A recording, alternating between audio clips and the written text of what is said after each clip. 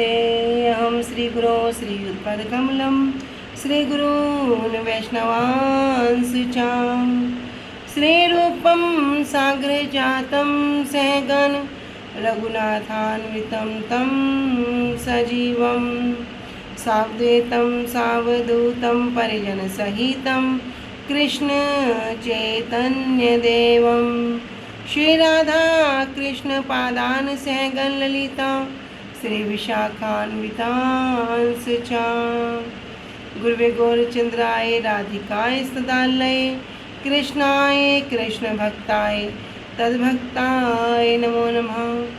नमो विष्णुपादाय कृष्णप्रेष्ठाय भूतले श्री श्रीमद्भक्तिवेदांत श्री श्रीधर गोस्वामीति नामिने। नमो गुरुदेवाय धीमते सौम्यमूर्तये श्री श्रीमद् भक्ति स्वरूप सिद्धांति प्रभवे श्री महात्मने। नमो विष्णुपादाय श्री राधिकाय प्रियात्मने श्री श्रीमद् भक्ति वेदांत श्री नयन गोस्वामी नामिने।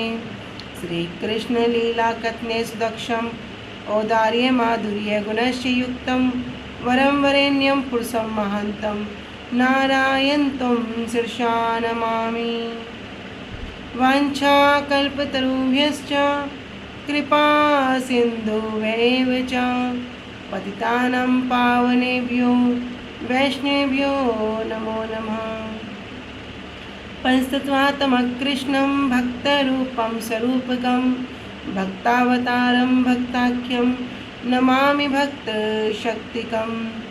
श्रीकृष्ण चैतन्य प्रभु नित्यानंद श्री अद्वैत गदाधर श्रीवासादि गौर भक्त वृंदा।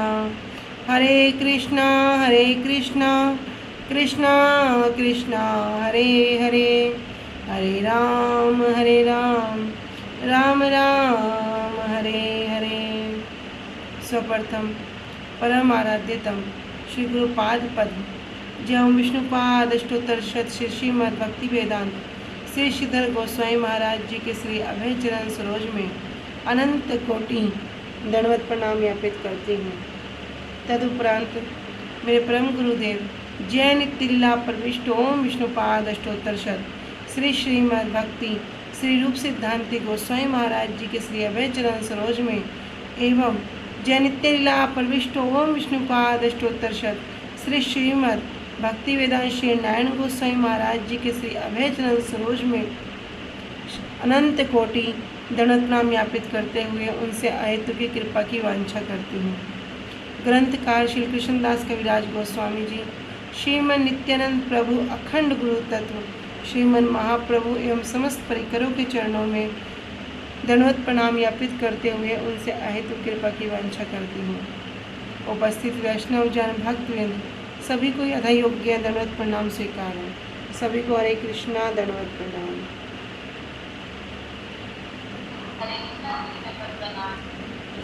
हरे कृष्णा दंडवत प्रणाम सभी को। श्री गुरुदेव की अहेतु की कृपा से हम जो ग्रंथ कर रहे हैं उसका नाम है श्री श्री चैतन्य चैतामृत। श्री श्री चैतन्य चैतामृत ग्रंथ के अंतर्गत हम श्रवण कर रहे हैं अष्टादश परिच्छेद 18वां अध्याय, जिसमें हम आ चुके हैं पेज संख्या 139 और पॉइंट है नंबर 5। अब हम श्रवण करेंगे निर्गुण गुरुदास के विषय में। तो अब तक हमने श्रवण किया कि शिष्य ब्रुव क्या है, जिसमें हमने एकलव्य जी की कथा को श्रवण किया। फिर हमने सुना कि तामसिक शिष्य क्या है, जिसमें हमने किनकी कथा को श्रवण किया, बताएंगे कोई?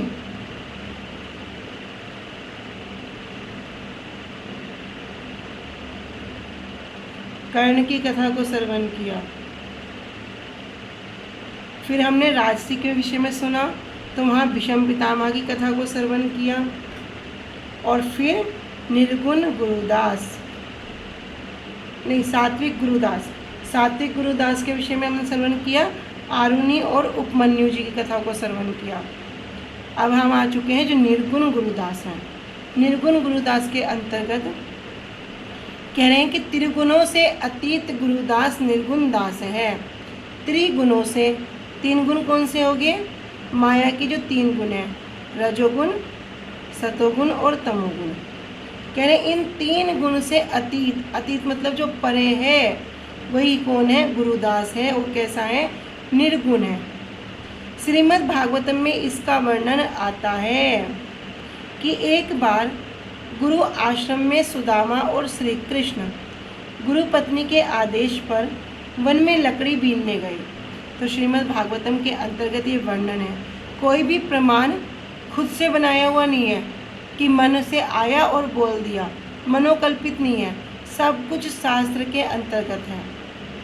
तो जब लकड़ी बीनने गए, बिना ऋतु के ही बड़ा भयंकर आंधी और तूफान आ गया। अभी मौसम नहीं है, बिना मौसम के क्या हो गया? मौसम खराब हो गया और बहुत तेज आंधी तूफान आ गया और चारों ओर पानी ही पानी हो गया। तब तक सूर्यास्त हो गया था और घना अंधकार फैल गया, इसलिए वे वापस आश्रम नहीं लौट सके। जब दोनों शिष्य अभी आश्रम नहीं आए तो प्रातःकाल में ही सांदीपनी मुनि उन्हें खोजते हुए वन में आ गए। उन्होंने देखा कि ये दोनों सिर पर गट्ठर रखकर खड़े हैं। तब सांदीपनी मुनि बोले, अरे बोझा तो नीचे उतार कर रख देते हैं, सिर पर रख कर खड़े हो। तब ये कहते हैं, गुरुजी अगर नीचे रख देते तो लकड़ी भीग जाती, तो फिर रसोई कैसे बनती? अब बताओ, बारिश हो रही है तो क्या लकड़ी भीगने से बच गई होगी? लेकिन फिर भी कैसे कह रहे हैं कि अगर नीचे रखते तो लकड़ी भीग जाती, फिर रसोई कैसे बनती? तो गुरुजी कहते हैं, सिर पर रखने से भी तो लकड़ी भीग गई है। तब ये कहते हैं कि यदि नीचे रख देते तो ये पानी से लबालब भीगकर नष्ट हो जाती, इसलिए रात्रि भर सिर पर लकड़ी लेकर खड़े रहे हैं। प्रसन्न होकर गुरुजी ने आशीर्वाद दिया कि तुम्हें 64 कलाओं का संपूर्ण ज्ञान हो जाए। तभी वहाँ पर सांदीपनी मुनि उनको आशीर्वाद देते हैं कि तुम्हें ये 64 कलाएँ हैं, सबका संपूर्ण ज्ञान हो जाए। यही परमार्थिक सेवा है। इसमें स्वयं के लाभ हानि का विचार नहीं है, एकमात्र गुरु की सेवा की भावना से किया गया, इसलिए निर्गुण गुरुदास है। कितनी सुंदर बात बताई। कह रहे कि लकड़ी को नीचे रख देते हैं, बोझा नीचे रख के अपना खड़े हो जाते, बैठ जाते, पर क्या कह रहे हैं, रखते तो भीग जाती, पूरा पानी से भर जाती, फिर ये किसी भी योग्य नहीं रहती। अभी तो सिर पर है, सिर्फ भीगे इनको सुखा लेंगे, यूज़ में आ जाएंगी। तो इस प्रकार की सेवा को देखकर सांदीपनी मुनि जी अति प्रसन्न हो गए। उनको आशीर्वाद दे रहे हैं, वर दे रहे हैं कि तुम्हें 64 कलाओं का पूरा ज्ञान हो जाए। किसको दिया? श्री कृष्ण और सुदामा जी को। अब इससे आगे कह रहे हैं, इनसे भी श्रेष्ठ। अभी हमने निर्गुण के विषय में सुना, कह रहे निर्गुण में भी 3 तरह के बताए थे, उत्तम, मध्यम और कनिष्ठ। कह रहे जो इनसे भी श्रेष्ठ हैं वो गुरुदास कौन है? महाप्रभु के सेवक श्री गोविंद। गोविंद के विषय में सब जानते हैं किस प्रकार उन्होंने महाप्रभु की सेवा की है। यद्यपि ये गोविंद कौन है? ईश्वरपुरी पाद जी के ही शिष्य हैं, तब भी इनकी सेवा में है, क्योंकि गुरु की आज्ञा से, महाप्रभु की इच्छा के अनुसार वे श्री हरिदास ठाकुर को रोज प्रसाद देने जाते, क्योंकि वे दीनता के कारण आते नहीं थे।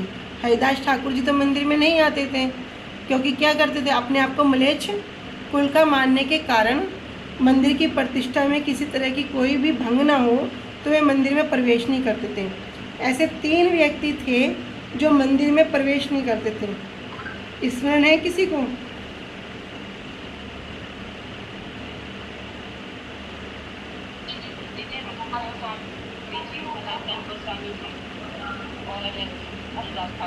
हाँ,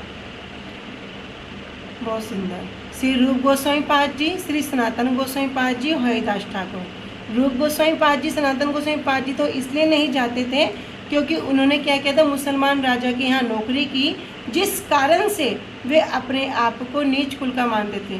कह रहे कि हम क्या हैं, हम तो बड़े नीच हैं, बड़े पापी हैं। यद्यपि कौन? श्री रूप गोस्वामी जी, जिनकी दीनता को देखकर महाप्रभु भी उनके मुख पर हाथ रख देते हैं कि अब अपनी दीनता को संवरण कर लो। क्यों? अगर मैं आपकी दीनता को श्रवण भी कर रहा हूँ तो मेरा हृदय फटा जा रहा है। जब महाप्रभु से मिलने के लिए रामकेली ग्राम में जा रहे हैं तब क्या कर रहे हैं? मुख में तिनके के दबाकर महाप्रभु के समक्ष जा रहे हैं, और उसमें भी साक्षात रूप में पहले महाप्रभु से नहीं मिले। पहले किन से मिलते हैं? हरिदास ठाकुर और नित्यानंद प्रभु से पहले उनकी भेंट होती है।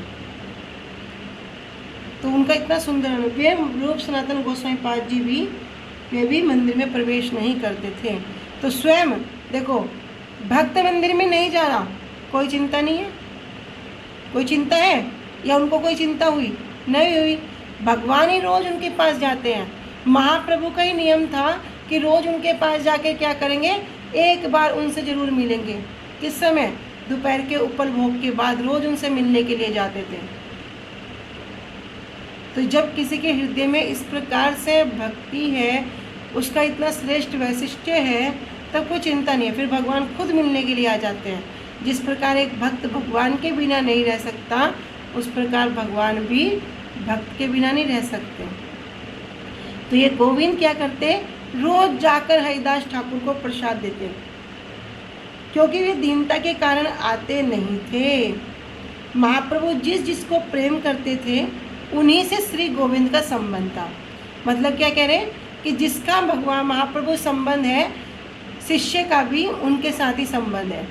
महाप्रभु का जिनसे संबंध नहीं था, श्री गोविंद का भी उनसे कोई संबंध नहीं था। शिष्य भी ऐसा ही होना चाहिए। शिष्य भी ऐसा ही होना चाहिए। गुरु का जो प्रिय है वह शिष्य को भी प्रिय होना चाहिए। एक दिन महाप्रभु गंभीरा के द्वार पर शयन करने लगे। तब श्री गोविंद उनका पाद संवहन करने के लिए आए। श्री गोविंद का ये प्रतिदिन का नियम था कि महाप्रभु के पाद संवहन करने के बाद ही जाकर महाप्रभु का जो उचिष्ट प्रसाद है उसको ग्रहण करते थे। उस दिन महाप्रभु द्वार पर ऐसे लेट गए कि गोविंद से भीतर ही नहीं जा पा रहे हैं। महाप्रभु जो गंभीरा है वो सबको पता ना, बड़ा छोटा सा कमरा है। जिन जिन लोगों ने दर्शन किए हैं तो वो जानते हैं। जो गंभीरा का जो रूम है, जिसे महाप्रभु का आज भी हम विग्रह के दर्शन करते हैं, बड़ा छोटा सा कमरा है। तो महाप्रभु उसके दहलीज पर इस प्रकार लेट गए कि अब गोविंद भीतर ही नहीं जा पा रहे हैं, कैसे जाएं? तब महाप्रभु से निवेदन करते हैं कि आप मुझे भीतर जाने दीजिए। लेकिन महाप्रभु क्या लीला कर रहे हैं? तो कहते हैं कि मुझ में अपने शरीर को हिलाने डुलाने की भी शक्ति नहीं है, मैं नहीं हिल सकता। तब श्री गोविंद अनेक बार अनुरोध करते हैं, लेकिन बार बार अनुरोध करने पर भी महाप्रभु क्या करते हैं? वही उत्तर देते हैं। तब श्री गोविंद क्या करते हैं? जो उनका अपना बहिर्वास था, अपने बहिर्वास को क्या करते हैं? महाप्रभु के ऊपर डाल देते हैं। मतलब एक तरह से उनको ढक देते हैं। और क्या करते हैं? उनको लांग के उनके ऊपर से होकर उनके पाद सम्मान के लिए उन्हें लांघकर गंभीरा के भीतर चले गए। यद्यपि जिस स्थान पर गुरु वैष्णव कहते हैं ना, उस स्थान को उनको लांघना नहीं चाहिए, थोड़ा दूर से चलना चाहिए, लेकिन अब कोई स्थिति ही नहीं है। और क्या हृदय में भावना क्या है? सेवा। कैसे सेवा बिन रहे हैं? क्योंकि श्री गोविंद का तो रोज का ही नियम है, इतने सेवा नहीं होगी, इतने कुछ ग्रहण भी नहीं करेंगे। कह रहे लांघकर गंभीरा के भीतर चले गए। श्री गोविंद की कोमल मालिश से महाप्रभु का सारा परिश्रम दूर हो गया और उनको बड़ी अच्छी नींद आ गई। अब जबकि नींद आ गई, अब महाप्रभु तो विश्राम कर रहे हैं, लेकिन गोविंद क्या करते हैं? धीरे धीरे महाप्रभु की सेवा कर रहे हैं। क्योंकि जब सेवा हो ना, और जिसकी सेवा कर रहे हैं उसको सुख मिले, तो खुद को भी ना आनंद होता है। फिर पता नहीं लगता कि समय कितना जा रहा है, कैसे जा रहा है, खुद की कोई होश नहीं रहती। उसी प्रकार गोविंद क्या कर रहे हैं? महाप्रभु को बड़े धीरे धीरे प्रेम से उनकी सेवा कर रहे हैं। 1-2 घंटे के बाद जब महाप्रभु की निंद्रा भंग हुई, तब उन्होंने श्री गोविंद को कहा, अभी तक वहीं बैठे हुए देखकर बड़े क्रोधित हुए और कहने लगे, अब तक तुम यहीं क्यों बैठे हो? तुम प्रसाद पाने के लिए क्यों नहीं गए? तो श्री गोविंद कहते हैं कि आप तो दहलीज पर ही सो गए और जाने के लिए रास्ता ही नहीं है। तो महाप्रभु कह रहे हैं कि तुम जिस प्रकार भीतर आए थे उसी प्रकार से प्रसाद पाने के लिए क्यों नहीं गए। अब श्री गोविंद क्या उत्तर दे? कोई भी उत्तर नहीं दे रहे, बिल्कुल चुप हैं। लेकिन मन ही मन कह रहे हैं कि भैया मेरा तो सेवा करने का नियम है। सेवा करने के लिए अगर मेरा अपराध हो जाए और मेरा अपराध होने के कारण मुझे नरक में भी जाना पड़े तब भी कोई चिंता नहीं, क्योंकि भावना क्या है, हृदय के भाव क्या है? सेवा। मेरी सेवा से कैसे प्रभु प्रसन्न होंगे। फिर अपराध की चिंता नहीं करी। जब श्रीमद् भागवतम में वर्णन श्रवण करते हैं ना, भगवान बुखार लीला करते हैं। अब भगवान को बुखार आ गया, नारद जी आके कहते हैं प्रभु क्या लीला कर रहे हो, आपको भी बुखार आ रहा है? बोले नारद जी बड़ा ताप है। कह रहे प्रभु कोई उपाय तो होगा ठीक होने का, सब वैद्य फेल हो गए, सब ट्रीटमेंट फेल हो गए, क्या करें? बोले उपाय तो है। कह रहे अगर कोई अपना मेरा भक्त मुझे अपने चरणों की रस देगा तो मैं उसकी चरणों की रज में स्नान करूँगा तो ठीक हो जाऊँगा। नारद जी बोले प्रभु कैसी बात कर रहे हो? भला आपको अगर कोई अपने चरणों की रस देगा उसे नरक जाना है क्या? करोड़ों करोड़ों जन्मों तक नरक की यातना भोगनी पड़ेगी। फिर भी नारद जी सोचते हैं भैया उपाय तो करना पड़ेगा। सब रानियों के पास जाते हैं, रुक्मणी सत्यभामा सबके पास जाते हैं, जगह जगह जाते हैं, भक्तों के पास जाते हैं। बोले नारद जी कैसी बात कर रहे हो, प्रभु को चरण रस दे के मरना है क्या? ऐसे कोई भी नहीं देता। नारद जी वापस आते हैं, बोलते हैं अरे तुम भी तो मेरे भक्त हो, तुम दे दो। कह रहे प्रभु कैसी बात कर दी, मैं अपने चरणों की रज आपको दे सकता हूँ भला? नारद जी भी नहीं देते। तो बोलते हैं प्रभु आप कुछ उपाय बताओ जिससे लीला आपका संवरण हो जाए। तो कहते हैं कि एक काम करो, ब्रज में गए हो? कह नहीं गया हूँ। ब्रज में अरे मैं गोपियाँ क्या अपने चरणों की रस देंगी? कह रहे अच्छा एक बार जाओ। तब नारद जी जब ब्रज में जाते हैं सब गोपियाँ उनको घेर के खड़ी हो जाती हैं। बड़ा सुंदर वृत्तांत है, बड़ा भावपूर्ण है। जब श्रवण करते ना तो हृदय फटता है सुन सुन के। कैसा प्रेम, कैसा अद्भुत प्रेम।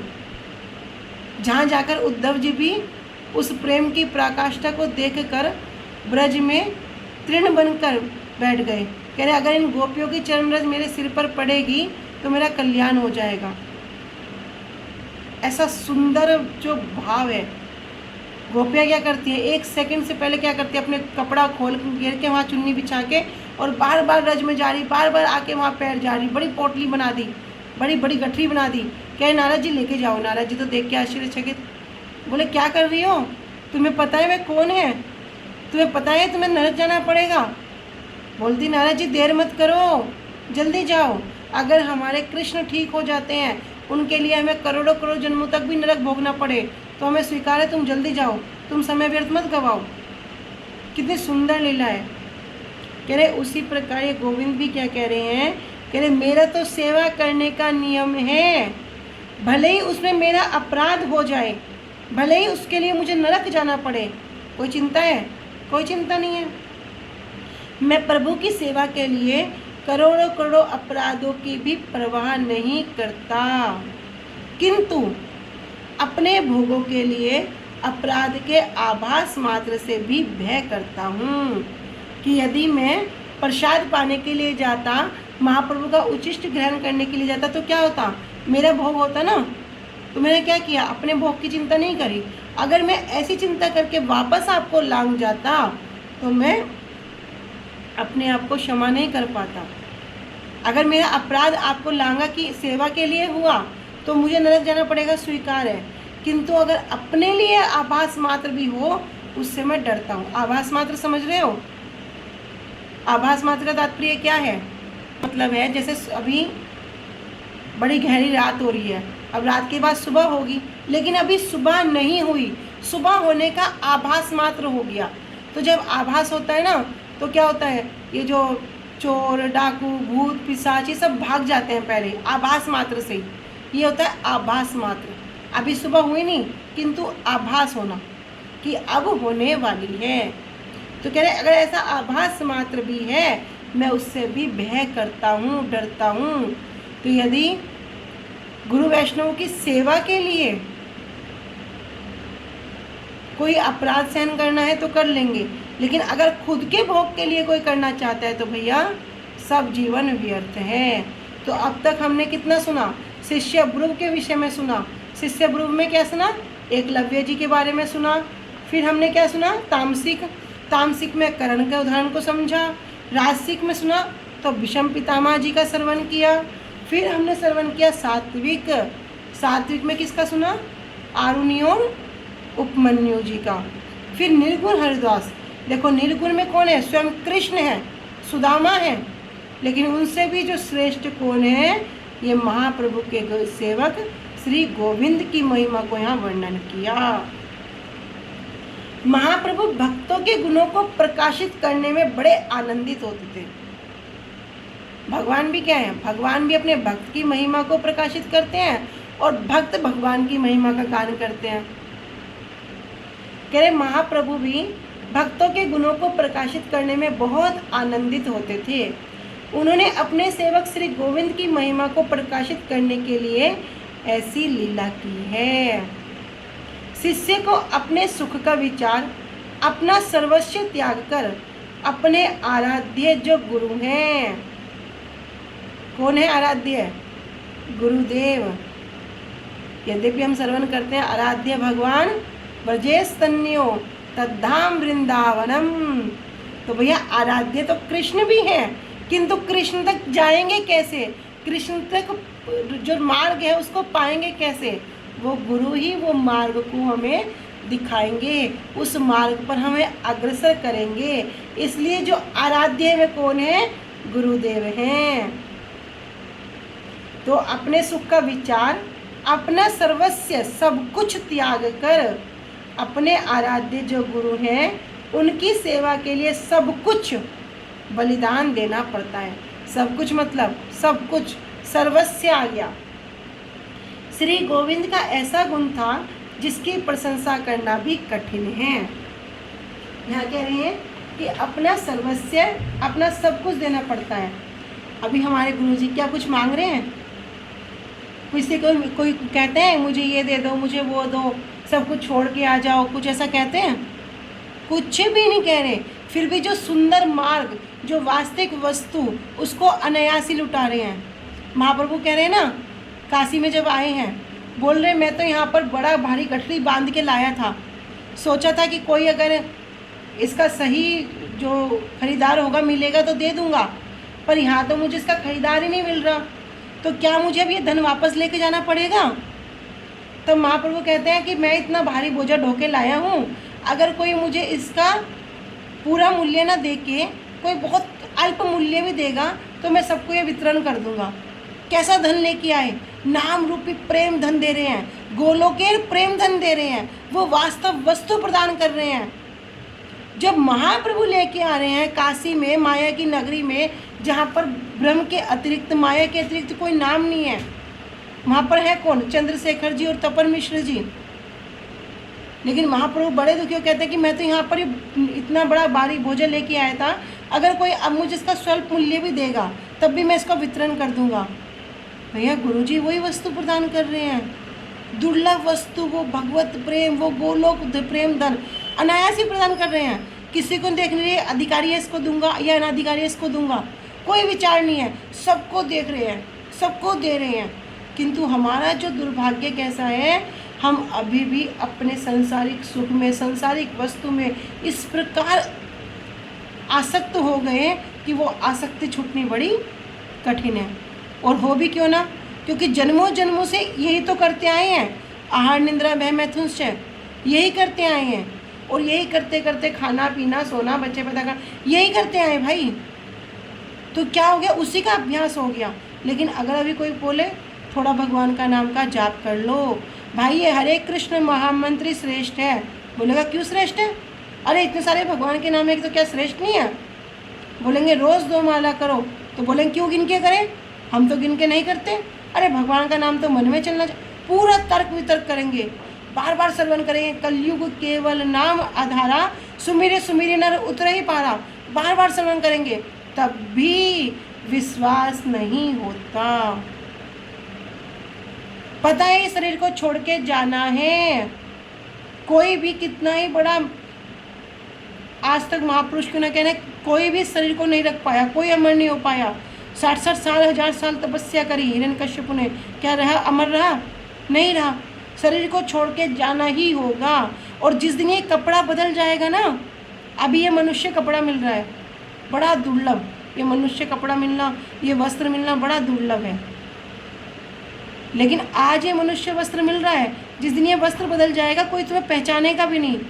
कोई पहचानेगा ये वो गरिमा थी, ये सुमित्रा थी, ये विनीत, कोई पहचानेगा? कोई नहीं पहचानेगा, सब भूल जाएंगे। उस अवस्था में भी, सब छोड़ने के बाद भी, पूरा संसार तुम्हारे विपरीत होने के बाद भी, और यहाँ तक कि जब तुम शरीर छोड़ के दूसरे शरीर में भी चले जाओगे, तब भी एकमात्र गुरु जी ही, एकमात्र गुरुदेव ही तुम्हें पहचानेंगे। और फिर जिस तरह भी जो भी हमारी गति होगी, वहाँ से फिर हमें उठा के वापस क्या करेंगे? भगवत सेवा में लगाएंगे। जब तक अपने एक एक शिष्य का उद्धार नहीं करते, एक एक शिष्य का कल्याण नहीं करते, तब तक गुरुजी चैन से नहीं बैठते और ना बैठेंगे। संसार में कोई आदमी रखेगा, आज मर जाए कल उनके लिए दूसरा दिन। कहते ना, कितने दिन रोएंगे? 2 दिन रोएंगे, 4 दिन रोएंगे। कोई कितना प्रिय हो, 1 महीना रो लेंगे। क्या खाना पीना रहना सब छूट जाएगा? नहीं छूटता। उधर जला के आते हैं, इधर आके घर में खाना चलता है। संसार इतना खराब है, पता है संसार छूटेगा ही छूटेगा, लेकिन तब भी गुरुदेव के प्रति हमारी बुद्धि नहीं होती। तब भी गुरु जी के प्रति जो वो धन देने के लिए है, जो वो लुटा रहे हैं, ले लो ले लो ले लो, कर लो, हर कितना है कहीं सुन लो। आज तक के गुरु जी के कहीं भी कोई भी लेक्चर सुन लो, आगे भी सुन लेना, सब में एक ही बात होगी, हरि नाम हरि नाम। कोई गुरु जी से कहीं से मिलने के लिए चला जाओ, हरि नाम करते हो? ठीक ठीक से कर रहे हो? हाँ ठीक है, हरि नाम करो, ठीक है हरि नाम करो।